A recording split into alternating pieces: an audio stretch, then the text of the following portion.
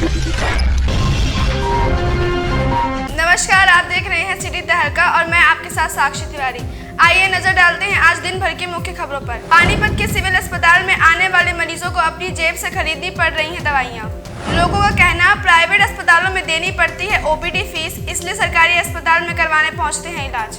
मरीजों ने सरकार के खिलाफ जताई नाराजगी, कहा बाहर मेडिकल स्टोर से महंगे दामों पर दवाइयां खरीदने को मजबूर। दिल्ली पैरेलल नहर में डूबे 2 दोस्तों में से दूसरे का अब तक नहीं लग पाया कोई भी सुराग। 7 दिन से लगातार नहर में गोताखोरों की मदद से की जा रही है युवक की तलाश। लॉकडाउन में ढील के चलते लोग नहीं कर रहे कोरोना गाइडलाइंस का पालन, सावधानी बरतने की आवश्यकता। स्कूल प्रबंधन की तरफ से विद्यार्थियों के अभिभावकों के पास फीस को लेकर किए जा रहे हैं फोन।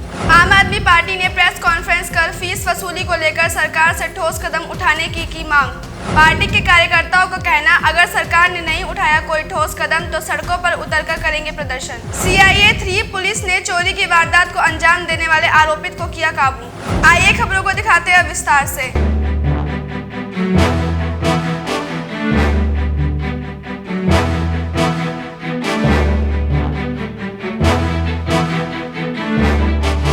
हरियाणा सरकार ने बीती 3 मई को लॉकडाउन की घोषणा की थी और इसी बीच हरियाणा के तमाम सरकारी और निजी स्कूलों को भी बंद करने के आदेश दिए गए थे, जिसके कारण 1.5 महीने से स्कूल बंद पड़े थे। और पिछले साल की अगर बात की जाए तो पिछले वर्ष भी कोरोना की वजह से बच्चों का 1 साल ऐसे ही बर्बाद हो गया था, जिससे उनकी पढ़ाई भी काफी हद तक प्रभावित हुई।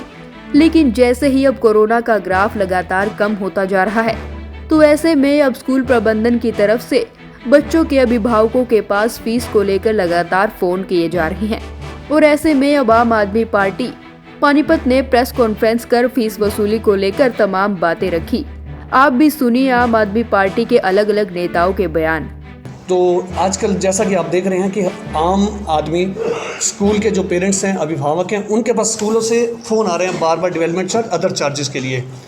तो वो इस तरह से टीचर्स बात करते हैं जैसे कि एक फाइनेंसर पैसा दे के उनसे वापसी लेने के लिए फ़ोन करता है। उनको बात करने की तहजीब या मैं कहूँगा तरीका नहीं है जो ऐसा होना चाहिए। आज आम आदमी बहुत ज़्यादा परेशान है इस कोरोना काल के अंदर। तकरीबन लोग व्यापारी जो हैं कर्जा लेके अपना काम चला रहे हैं, पीछे उनके व्यापार बंद पड़े थे। परंतु ये जो अपने आप को शिक्षक संस्थान कहते हैं, प्राइवेट स्कूल वाले हैं, इस समय उनको सोचना चाहिए कि उन्होंने सरकारी ज़मीन सरकार से ली हुई है सस्ते दामों पर, और उसमें ये अनुबंध करते हैं कि हम सस्ती शिक्षा देंगे और कई जगह फ्री भी देंगे। परंतु उसके बावजूद व्यापारिक संस्थान बन चुके हैं और अत्यधिक दबाव जो पेरेंट्स पर बनाया जाता है, तो आम जनता, आम अभिभावक इस समय बहुत ज़्यादा परेशान है।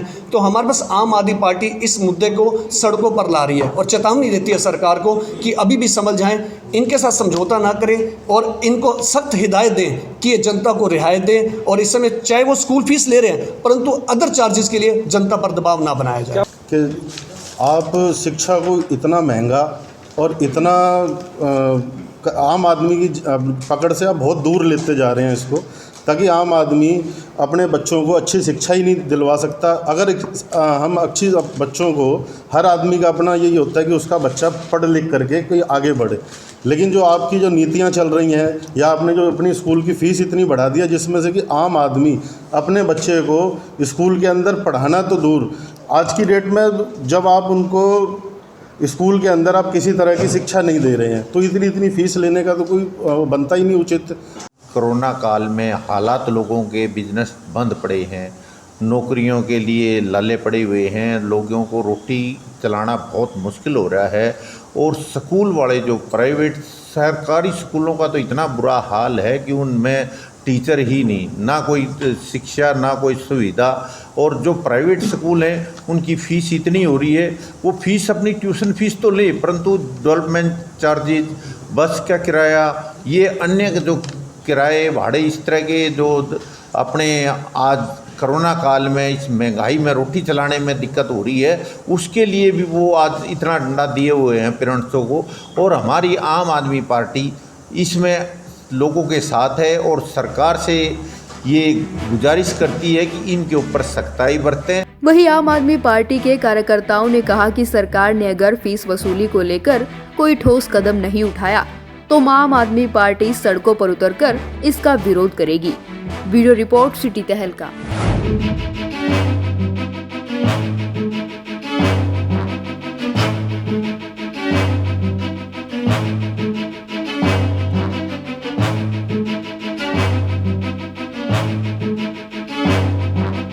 पानीपत के सिविल अस्पताल में आने वाले मरीजों को अपनी अपनी जेब से खरीदनी पड़ रही हैं दवाएं। लोगों ने कहा कि सरकारी अस्पताल में गरीब आदमी इसलिए जाता है क्योंकि प्राइवेट अस्पतालों में 100 से 200 और 500 तक ओपीडी फीस देनी पड़ती है। इसलिए आम आदमी सरकारी अस्पताल में इलाज करवाने पहुंचते हैं, लेकिन मरीजों की माने तो यहाँ पर उनको पहले रजिस्ट्रेशन के लिए घंटों लंबी लंबी लाइनों में खड़ा होना पड़ता है। उसके बाद डॉक्टर को दिखाओ, वह फिर दवाई के लिए लगी लाइनों में खड़े होकर अपनी बारी का इंतजार करते हैं और जब मरीज का नंबर आता है तो उनको डॉक्टर के द्वारा लिखी गई दवाइयों में से किसी को आधी दवाइयाँ मिलती है तो किसी को उससे भी कम, जिसको लेकर मरीजों ने सरकार के प्रति नाराजगी जाहिर की है और नाराज होना लाजमी भी है, क्योंकि एक तरफ तो सरकार आम आदमी के स्वास्थ्य के लिए सभी तरह की स्वास्थ्य सेवाएं प्रदान करने की बात करती है, तो वहीं दूसरी तरफ पानीपत के सिविल अस्पताल में आने वाले मरीजों को दवाइयों की कमी खल रही है, जिसके बाद मरीज को अपना इलाज करवाना तो जरूरी है। इसलिए वह अस्पताल के अंदर न मिलने वाली दवाइयों को महंगे दामों में बाहर के मेडिकल स्टोर से खरीदने को मजबूर हैं। हम सरकारी हॉस्पिटल में आते हैं, इतने पूरा दिन लग जाता है, हमें लाइन में खड़े हुए 2-2 लाइनों में जाना पड़ता है। उसके बाद हमारा नंबर आता है और नंबर लेने जाते हैं तो दवाइयाँ इनके पास कम पड़ जाती हैं, इनके पास दवाइयाँ नहीं होती, आधी दवाइयाँ देते हैं। ये आधी मिली, आधी बाहर से लिख दी। जब मेडिकल स्टोर पे गए आप, कितनी दवाइयाँ आपको लिख रखी है और आपको कितनी मिली है यहाँ से, बाकी क्या बोले? 4 दवाइयाँ लिखी हैं जी, 2 दी हैं, 2 बाहर से लिखी हैं, कहना ये बाहर से मिलेंगी।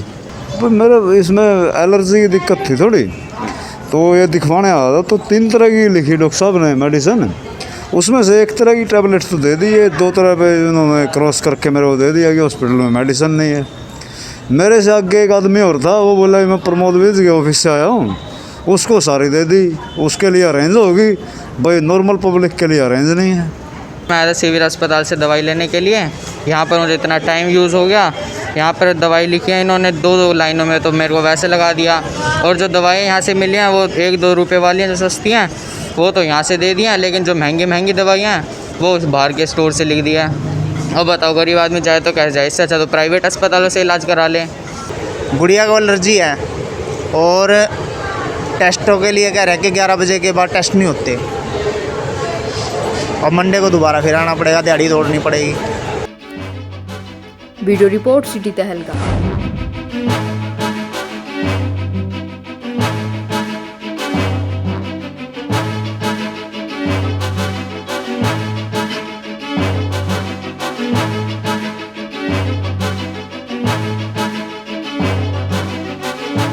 कांग्रेस के पूर्व राष्ट्रीय अध्यक्ष राहुल गांधी के जन्म दिवस पर आज कांग्रेसियों ने जीटी रोड पर भंडारा लगाया। इस दौरान वरिष्ठ कांग्रेसी नेता और शहरी विधानसभा क्षेत्र के पूर्व कांग्रेस प्रत्याशी संजय अग्रवाल ने कहा कि कोरोना के चलते हालांकि कांग्रेस हाईकमान द्वारा उनके जन्म दिवस पर किसी भी प्रकार के आयोजन की मनाही की गई है, इसलिए प्रदेश में कोई बड़ा आयोजन नहीं किया गया। उन्होंने कहा कि कांग्रेस नेता राहुल गांधी ने काफी समय पहले ही सरकार को कोरोना की दूसरी लहर के बारे में चेताया था, लेकिन सरकार के कानों पर जू तक नहीं रेंगी और उन्होंने कोई तैयारी नहीं की, जिसके चलते लगभग 2 करोड़ लोगों को अपनी जान गंवानी पड़ी। उन्होंने कहा कि सरकार द्वारा कोरोना की रोकथाम के लिए व्यापक प्रबंध नहीं किए गए।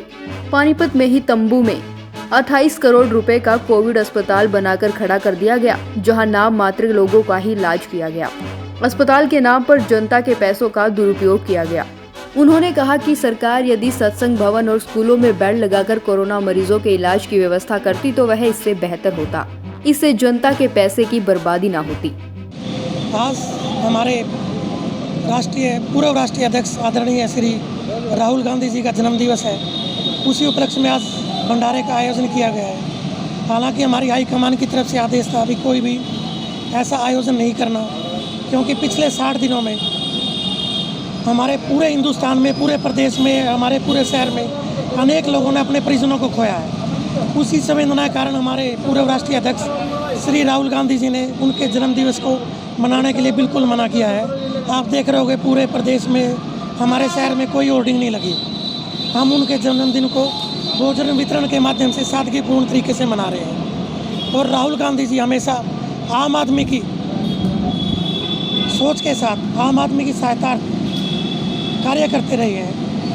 पिछले 6 महीने से राहुल गांधी जी ऐसे व्यक्ति थे जो लगातार सरकार को चेतावनी दे रहे थे भी देश के अंदर कोरोना की दूसरी लहर आने वाली है, जो पूरे देशवासियों के लिए बहुत दुखदाई होगी। लेकिन इस निकम्मी सरकार ने उनकी चेतावनी के ऊपर कोई ध्यान नहीं दिया और उसी का नतीजा है पूरे हिंदुस्तान में आज कम से कम 2 करोड़ लोगों ने अपनी जान गंवाई है। और हॉस्पिटलों में तो कितने लोग एडमिट हुए, वहाँ उनको ना ऑक्सीजन मिली, ना दवाइयाँ मिली, ना हॉस्पिटलों के अंदर बेड मिले। मैं भी उस कड़ी का एक हिस्सा हूँ। इस कोरोना में मैंने भी अपने परिवारजनों की 2 परिजनों को खोया है। मेरा जैसा व्यक्ति जिसके साथ पानीपत की 40,000 जनता साथ खड़ी है, मैं भी अपने परिजनों को नहीं बचा पाया, तो आप अंदाज़ा लगा सकते हो आम आदमी के साथ क्या बीती होगी। और राहुल गांधी जी लगातार इस सरकार को चेतावनी देते रहे कि भी आप संभालो, ये दूसरी लहर बहुत दुखदाई होगी। और तीसरी लहर के लिए भी वो लगातार सरकार को चेतावनी दे रहे हैं भाई वो भी आप अभी से संभल जाओ, नहीं वो इससे भी ज़्यादा दुखदाई होगी। पानीपत के अंदर एक कोरोना हॉस्पिटल बनाया गया 28 करोड़ रुपए की लागत से। उसके अंदर आंकड़े बताते हैं कि 60 से 70 लोगों का कुल इलाज हुआ है। हम उनसे एक बात पूछना चाहते हैं भी वो 28 करोड़ रुपए का लगा हुआ तंबू, आज तंबू ही है वो, उसका क्या करेंगे? इस जनता के पैसे का क्या जवाब है? और वहाँ के लिए हॉस्पिटल के लिए डॉक्टर, नर्सें, वार्ड बॉय कहाँ से आएंगे जब इसी हॉस्पिटल में 15 डॉक्टर भी ड्यूटी पे नहीं रहते थे 43 में से। अब उन्होंने जब ऐसी कोई व्यवस्था करनी थी, इतने सत्संग भवन है, बच्चों की छुट्टियों के कारण सारे स्कूल खाली थे, आप स्कूलों में बेड लगाते, वहाँ डॉक्टरों की व्यवस्था करते, कम से कम जो जनता का पैसा 28 करोड़ आपने फूंक दिया, ये तो लोगों के इलाज के लिए खर्च होता। ब्यूरो रिपोर्ट सिटी तहलका। आज के अंक में इतना ही। अगले अंक में मिलेंगे कुछ और नई खबरों के साथ। तब तक के लिए जुड़े रहिए सिटी तहलका सच के साथ। नमस्कार।